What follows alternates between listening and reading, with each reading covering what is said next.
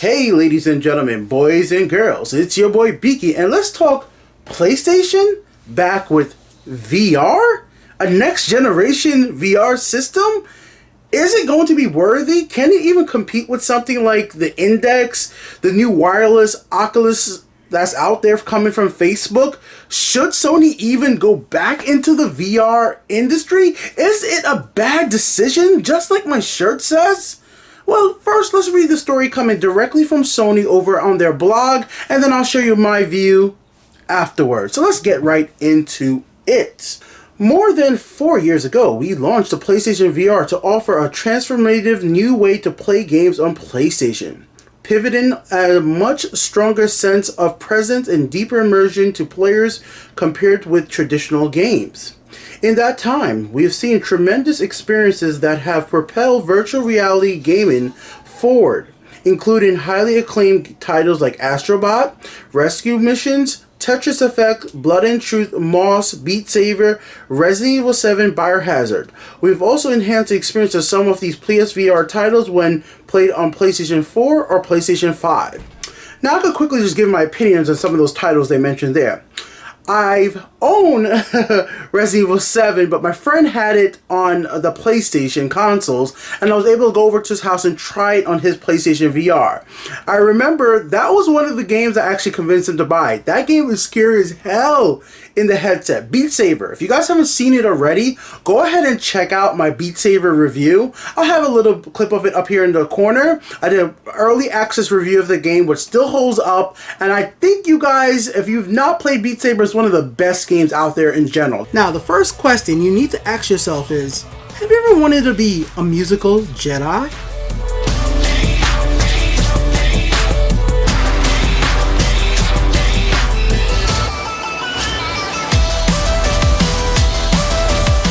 Well, if you answered yes, then Beat Saber might be the game for you. Moss, I own it, haven't played it, but overall, and Tetris Effect, I beat Tetris Effect, great game as well. So there have been some banger titles on PlayStation VR and VR in general, and I've been a VR enthusiast from a long time. So I think experience-wise, there are a lot of great experiences available now for VR.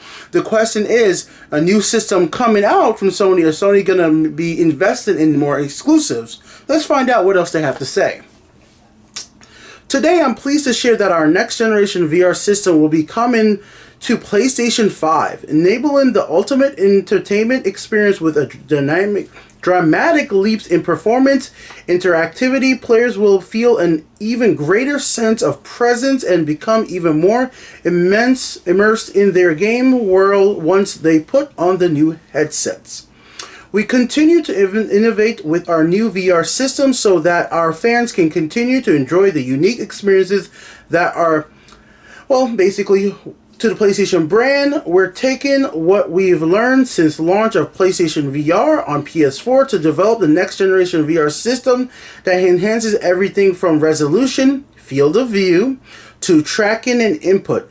It will connect to the PlayStation 5 with a single core to simplify setup and improve ease of use, while enabling high fidelity visual experience. Now, let me jump in here. You guys have just been watching a clip of some of the setup videos for the PlayStation VR for PlayStation 4. As you guys saw, it's a pretty cumbersome situation. You have this big block, you have to connect things to the PlayStation, the TV. There's a lot of moving parts. Though you don't have to, nail anything into your walls like I had to do to set up my VR setup with the HTC Vive, which are still in my wall right now, and they also still do work with my Valve Index. So I am glad that they're going to be making it into one cable, simplifying things. That's very welcoming. I honestly would love to see somehow they had a wireless setup just like the Oculus where you wouldn't have needed any cables, but I understand doing it that way would be basically its own separate device, not needed in the PlayStation 5, and I'm pretty sure they want you to buy a PlayStation 5 and the VR headset and not just buy this by itself, unless they had some crazy 5 gigahertz or higher to transfer data. But that's besides the point.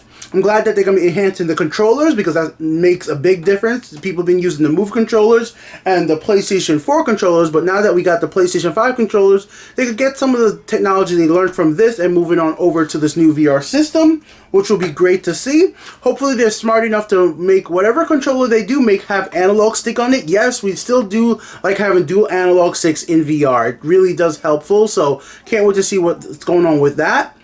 Lag and input. I didn't really feel much problem with input lag at all when I played the PlayStation VR with my friend's house. The biggest thing that I noticed back then was actually just the resolution. The resolution was way lower than any other high-end, I would say, VR headset out there at the time.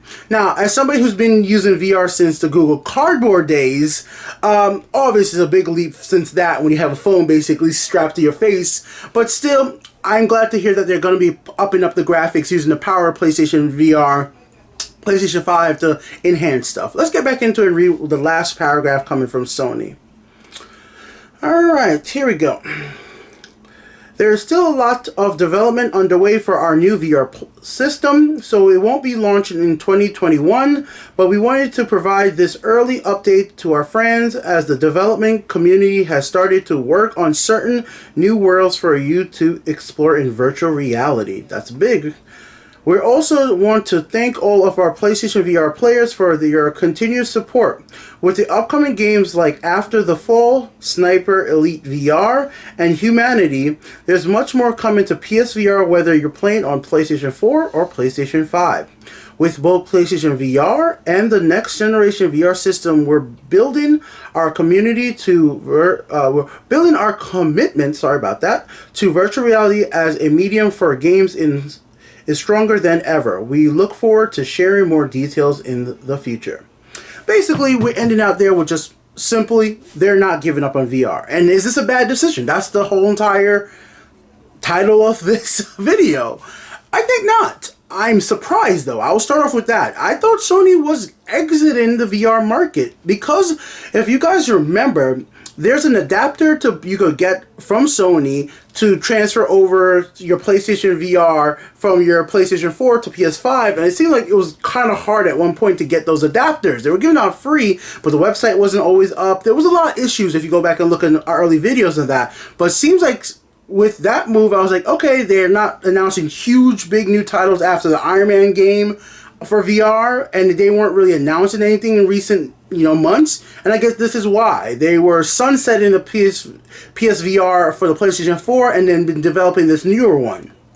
In light of that, I'm actually glad that they put this half step right now and just be like, hey, we're still supporting this industry, we're just moving away from our old technologies to bring new technology. And the unfortunate truth is you do have to step away from the old technology to something newer when it comes to VR because technology is getting better, especially with the resolution, eye tracking, the focal lenses, the field of views. Like, my biggest complaint with VR, personally, like one of my biggest complaints, is the compatibility with glasses for these systems. And that's actually something that PlayStation VR was able to handle very well because of their design to have it basically fold down on your face. So the PlayStation VR was the one that I could play with glasses with the easiest. Now obviously you could get contacts, but I'm not a big contact person. So you could go out and do something stupid like I did where I modified an old glasses lens to fit inside my my almost $800 VR headset, but most people are not going to do that. You also could get customized lenses. There are customized lenses you can buy from like Europe that you could actually fit into your VR headsets so that you can work with your glasses. I think Sony's solution in the past to make it so that it's very glasses friendly has aided a lot of players out there, especially with the lower resolution and the fact that, it's just kind of blurry sometimes. By having their glasses, they can mitigate some of that. Like some of my friends, like they could use my headset without glasses and be fine when they came over to try it out before COVID and all that. But when they tried a PSVR without glasses, it was just too blurry or just not focused enough for them. But if they put on their glasses when they put it down, it's great. So I'm gonna hope that the Sony does not forget about that because there's a lot of users out there that use glasses. I know this is not going to affect everybody, but I just have to point it out. I think it was one of the best things they did with that, and they need to continue. I like the idea of these newer headsets that don't actually have earbuds. They have these over-the-ear headsets that are like really cool and really loud. And yes, you can, your partner might be able to hear what you're hearing too. So maybe you're not going to be watching adult content or experiencing DOA triple XXX on a PlayStation, but I don't think most people buying a next generation PlayStation VR headset is looking for that kind of content. They got the PC version of VR if they want that, or just their phone with a Google Cardboard, or if they're lazy, they just pick up their phone like, oh yeah. So I think it's fine if you're able to hear your surroundings while having VR on, and then other people can hear it as well, because these headphones are good enough that it still gives you an immersive experience, and also not completely isolating you from your surrounding around you might help out. Like, a lot of time my girlfriend's hanging out here, the pets around, you don't want to be in a VR headset and not be able to hear, like, if you, let's say, God forbid, you step on the pet's tail or something, you want to hear that little squeak so you know that you made a mistake, and like, hey, take off this headphone and go see what's going on. So with that being said, I think having an open back earphone setup will be perfect for the next virtual reality headset come from Sony. Next thing I want to see, like I already mentioned, was controls. Controls. Dual analog sticks on both, analog stick on each side. That's good, well made, and everything is essential. We already seen the problems that we've had with other analog stick setups for other VR headsets. The Index had problems with their analog sticks. I mean, even right now, Sony's getting sued for the analog sticks on the ones that's right now on the PlayStation 5 controller. The Nintendo Switches Nintendo got sued for it already for their controller drift. It's just a problem with these companies. Not that they're not using a good brand, it's just that the life cycle for these analog sticks, the grinding and the way they're set up is just not long as how much we play games. Like, some of them are rated for 400 hours. If you guys don't believe me this, go check out iFix's newest video. They break down it, look at the analog sticks and how they're made, and they talk about the rated hour of gameplay. If you think about 400 hours of game, and if you think of like an MMO, people, let's just say you're playing Final Fantasy on PlayStation, people put more than 400 hours in a Final Fantasy MMO on PlayStation easily. So these are all the things I hope Sony thinks about when they're making new consoles, other than the obvious graphics, FOV. I mean, if they keep the standard FOV we've had for a while, it's fine. I think FOV been pretty good since the second generation of headsets started coming out. Like I call the second generation like when we started getting new Rifts, like the Rift, I know a lot of people are upset about it, but those just Rifts, when we got like a Pimax, we got the Index, I think that was like the big next step up, and I'm hoping Sony does do something that surprises us, but remember, it is still limited by what the PlayStation 5 can do, but the PlayStation 5 so far can do some impressive stuff. So am I excited for the next generation of VR headset from Sony? I'm interested. Not, woo, yes, I'm gonna buy day one. No, not at all. I have other options. There's a lot of options for VR on the market, and I think you should keep your eyes open for PC-based or just standalone headsets. But is it a bad decision from Sony? No, I think this is actually a good move from them, showing that their player base is that they're still interested in this market, and this is a market that their competitors are not interested in as well. This makes them stand out compared to Microsoft and Nintendo. Nintendo has this one weird little cardboard VR thing for the Switch, but that's it. Microsoft has basically said they're abandoning their VR ambitions for the Xbox on the console side of things. So right now in the console space, this is something Sony could do more unique than the other three. And if you're interested in VR, well, those Ace Combat games that you can play in VR, well, you guys could get in a PlayStation if you're a console player.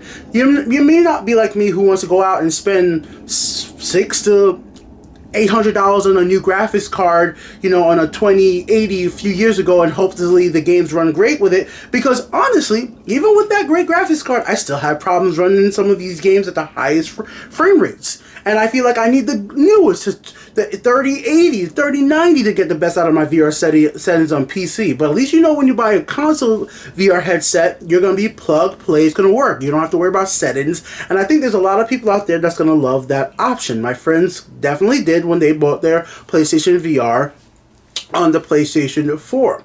They had PCs, and they know their PC were mid-range. They weren't the best out there, and they felt it would be better off to have an easier use than be like me, who likes to tweak with things a little bit. So I say good news, Sony. Good news for gamers. It's a good spot for Sony to be in. They can't have a good a service as Game Pass. They're not gonna be Nintendo. Nintendo could put out an Animal Crossing game, and the Animal Crossing game is gonna stay over $50 for the next 2 years. Their price don't drop. Nintendo knows what they're doing when they're making their money, when they're releasing their single player and multiplayer games. Nintendo got their stuff pat down for their own personal titles, and Sony needs to keep doing what they're doing with their single player titles as well, and then have their own separate niche from Microsoft that Microsoft hopefully can't touch. So that's my video for you guys today. I'll be talking about Stadia and the new drama from them soon. Did you guys hear this shit? They can't fix their own games that they own. It just keeps getting worse for Stadia. So look forward for that video. I'll have that up for you guys tomorrow. Till then, enjoy your day. Later, guys.